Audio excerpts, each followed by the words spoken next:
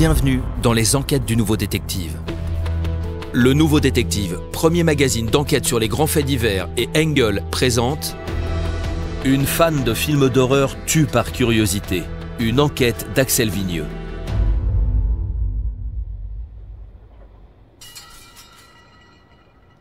Pas un chat dans les rues.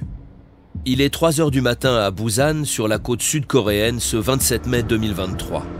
Le taxi se gare et jette un œil vers sa cliente qui patiente sur le trottoir. Toute menue sous sa veste beige, elle traîne derrière elle une grosse valise à roulettes. La jeune femme ouvre la portière et s'installe sur la banquette arrière avec toutes les peines pour hisser son bagage. Elle semble bien lourde, cette valise, remarque le chauffeur. Et en plus, on voit de grosses taches sombres sur sa surface. À travers la toile, suinte un liquide sombre et poisseux. La jeune femme demande à être conduite à l'ouest de la ville dans une zone peu fréquentée en bordure d'un parc et d'un lac. Durant tout le trajet, elle ne décroche pas un mot. Son visage est opaque, comme gelé. Le taxi la dépose à l'endroit prévu. Elle claque la portière et s'en va tout droit vers les sous-bois dans l'obscurité la plus totale, sa valise toujours derrière elle.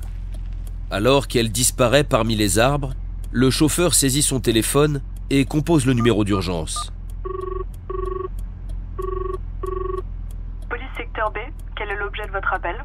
Oui, je m'appelle Wang Jingmin, je suis chauffeur de taxi à Busan. Ok, je vous écoute. Écoutez, je viens de déposer une jeune femme au niveau du parc Chwepdong. Peut-être que je vous appelle pour rien, mais j'ai trouvé son attitude assez étrange. D'accord, mais encore? Eh bien, bon, déjà déposer une jeune femme seule à 3 h du matin aux abords d'un parc désert, c'est pas banal. Mais le plus intriguant, c'est qu'elle avait avec elle une énorme valise très lourde et couverte de taches sombres.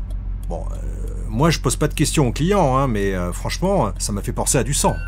Intrigués par ce qu'ils entendent, les policiers arrivent rapidement en lisière du bois. On n'y voit pas à 2 mètres. Munis de lampes torches, ils s'engagent sous les frondaisons et balayent les ténèbres de leurs faisceaux, scrutant chaque fourré. Hey Namjoon, viens voir par là, il y a quelque chose. Putain, mais c'est la valise dont a parlé le chauffeur de taxi. Regarde les taches. C'est du sang, y a pas de doute. Bon allez, viens, faut l'ouvrir là, faut absolument voir ce qu'il y a dedans. Après avoir mis des gants, ils ouvrent avec précaution. Putain, c'est immonde. C'est un corps. Enfin, ce qu'il en reste. J'appelle le central. Agent Kim, en intervention au parc Chwepdong. On vient de retrouver la valise du chauffeur de taxi. Il y a un corps démembré à l'intérieur. Il semblerait que ce soit une femme. Demande d'intervention de la scientifique. Il faut lancer une recherche sur une jeune femme coréenne, 20 à 25 ans, vêtue d'une veste beige, qui aurait quitté le parc entre 3 h et 3 h 30 du matin. Terminé. Grâce aux indications du taxi et au maillage très serré de la vidéosurveillance coréenne, ils la retrouvent sans mal sur les bandes de la veille. À 20 h, la suspecte pénètre dans un immeuble en tenue stricte d'écolière, chemisier blanc, jupe plissée, chaussettes montantes et souliers noirs. Un peu plus tard, elle ressort tellement métamorphosée qu'on a du mal à la reconnaître. Cette fois, on dirait une dame plus âgée, avec une veste boutonnée, une jupe noire au-dessous du genou, des sandales et des lunettes. Un masque chirurgical lui barre le visage. C'est dans cette tenue qu'elle va chercher la fameuse valise, encore propre, à une autre adresse, sans doute son domicile. Sur le chemin du retour, elle en profite pour faire quelques courses. De gros sacs poubelles, de l'eau de javel et d'énormes couteaux. Puis elle revient à son point de départ avec ses paquets et sa valise. Les flics foncent sur place et investissent le bâtiment. Ils trouvent facilement l'appartement qu'ils cherchent à l'odeur de chlore. Il s'agit d'un studio d'une étudiante qui dispensait des cours particuliers d'anglais. Le sol et les murs ont été récurés à grandes eaux. Tout est propre, trop propre. Mais les experts de la scientifique révèlent bientôt le carnage qui s'est déroulé en ces lieux. Le luminol fait apparaître des éclaboussures de sang jusqu'au plafond. Certains morceaux de chair ont échappé aux grands coups de ménage et permettent de confirmer que la victime est bien l'étudiante. Reste à comprendre ce qui a bien pu se passer. À 6 h du matin, les policiers déboulent à l'adresse où la suspecte est venue chercher sa valise. Ils frappent, elle est là, ils l'embarquent aussitôt au poste.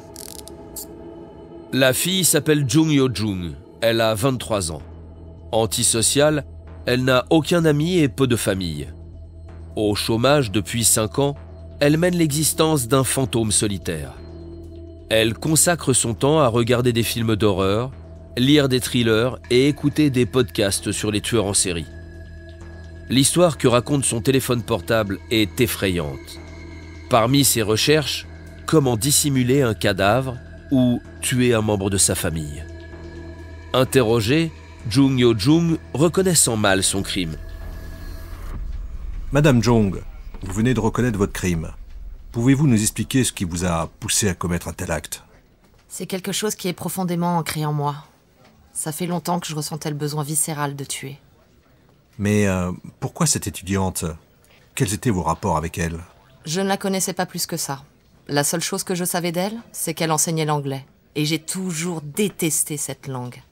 Et comment l'avez-vous rencontrée? Je me suis inscrite sur un site de cours à domicile. Au début, je me suis fait passer pour la mère d'une collégienne. J'en ai contacté 54, mais finalement c'est elle que j'ai retenue. Je ne l'ai pas vraiment choisie, c'est le hasard, du moment qu'elle parlait l'anglais. Donc, si je comprends bien, son seul crime était d'enseigner l'anglais? C'est ça qui vous a poussé à la tuer? Je vous l'ai dit, je hais cette langue, et tous ceux qui la parlent.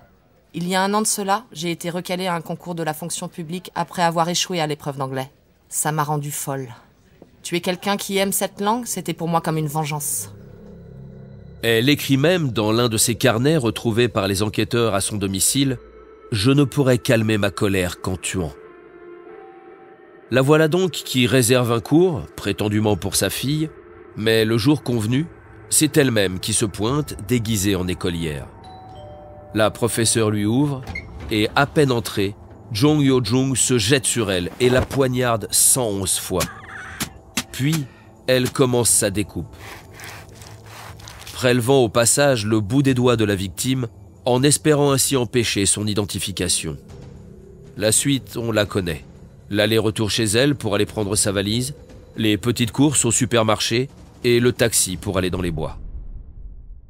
Le crime paraît tellement gratuit, tellement monstrueux et la tueuse tellement placide que la justice demande une expertise psychiatrique. Sans surprise, Jung Yo-jung coche toutes les cases de la psychopathe irrécupérable. Une sorte de Dexter au féminin confirmé par les experts lors du procès.